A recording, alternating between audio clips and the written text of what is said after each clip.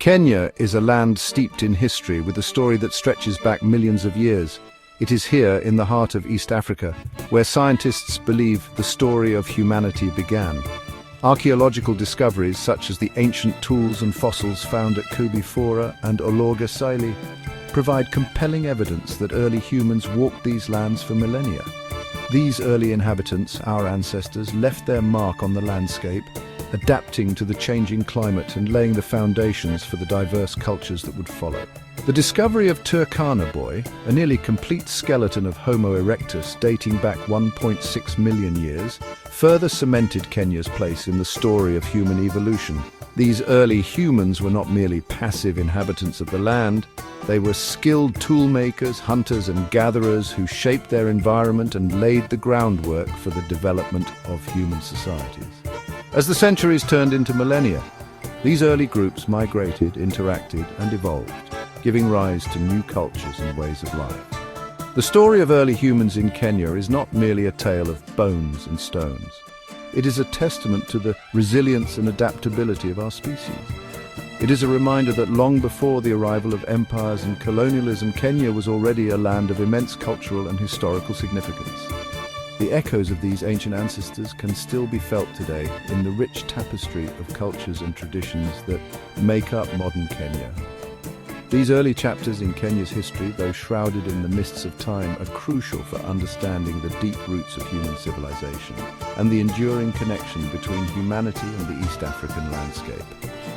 They serve as a reminder that Kenya's story, from its very beginnings, is intertwined with the story of us all. As centuries passed, new chapters unfolded in Kenya's history. Around the 8th century AD, the arrival of Arab traders marked a turning point.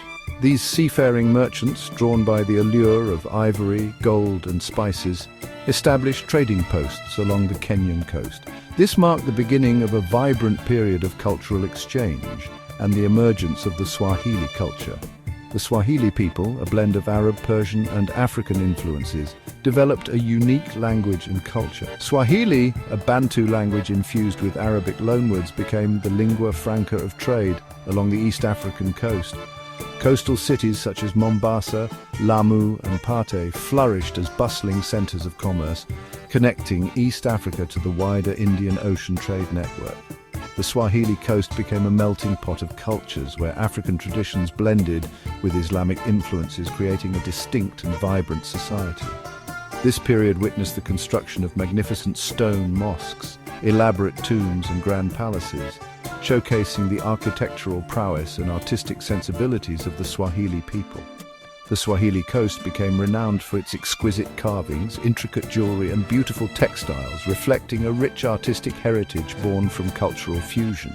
These coastal cities, with their bustling markets, cosmopolitan populations and rich architectural heritage, became important centers of learning and scholarship, further enriching the cultural landscape of the region. The legacy of the Swahili coast is deeply woven into the fabric of modern Kenya. The Swahili language is one of Kenya's official languages, spoken by a significant portion of the population. The architectural marvels, cultural traditions and spirit of trade inherited from this era continue to shape Kenya's identity as a nation at the crossroads of Africa and the world. The 19th century brought about a new era in Kenya's history, one marked by the encroaching shadow of European colonialism.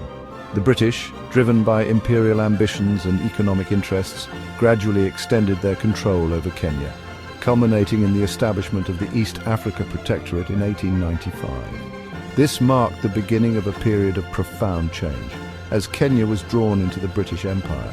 The British, eager to exploit Kenya's resources, established large-scale plantations for crops such as tea, coffee and sisal. This led to the displacement of many indigenous communities from their ancestral lands, forcing them into wage labor on European-owned farms.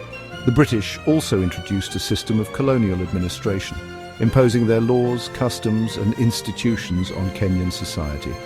The imposition of British rule was met with resistance from the very beginning. Local communities, resentful of losing their land and autonomy, rose up in various forms of resistance. The Nandi resistance, led by the legendary Okoyot Koitalel Arap Samoei, exemplified the spirit of defiance against colonial encroachment. However, the superior firepower and organization of the British eventually quelled these uprisings. The colonial period had a lasting impact on Kenya. It led to the creation of new economic structures, social hierarchies, and political systems. While colonialism brought about some advancements in infrastructure and education, it came at a high cost, leaving a legacy of land alienation, economic inequality, and political disenfranchisement that would continue to shape Kenya's post-independence journey. As the 20th century progressed, so too did the desire for self-determination among Kenyans.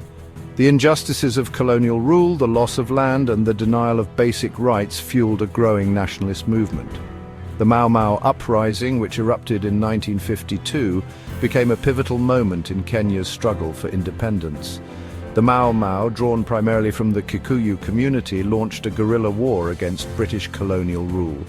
This armed struggle, characterized by its secrecy and oath-taking ceremonies, aimed to reclaim stolen land and liberate Kenya from British domination. The Mau Mau fighters, often poorly armed but highly motivated, waged a fierce campaign from the forests of Mount Kenya and the Aberdare Range. The British response to the Mau Mau uprising was swift and brutal. The colonial government declared a state of emergency, deploying thousands of troops to crush the rebellion.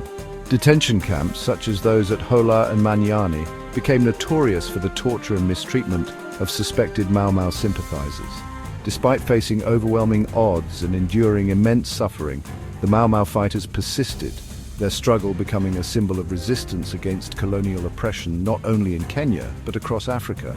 The Mau Mau uprising, though ultimately suppressed, played a crucial role in hastening Kenya's path to independence. It exposed the brutality of colonial rule on the international stage and forced the British government to recognize the unsustainability of their empire. The sacrifices of the Mau Mau fighters paved the way for a new era in Kenya's history, one in which Kenyans would finally claim their rightful place as a free and independent nation. In 1963, Kenya finally achieved independence. It was a momentous occasion, filled with joy and hope. The people of Kenya had long fought for their freedom, and now at last they stood as a free nation. The word Uhuru, meaning freedom, echoed through the air, symbolizing a new beginning. This was not just the end of colonial rule, but the start of a journey towards self-determination and growth. The struggles and sacrifices of countless individuals had paved the way for this historic day. As the Kenyan flag was raised, it marked the birth of a new era, one filled with promise and potential. After gaining independence in 1963, Kenya faced numerous political challenges.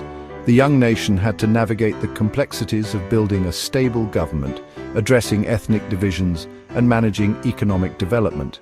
Leaders like Jomo Kenyatta and Daniel Arap Moi played pivotal roles during these formative years, each leaving a distinct mark on Kenya's political landscape.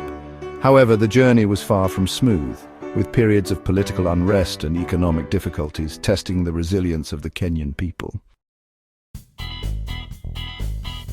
Kenya is a mosaic of cultures, languages, and traditions.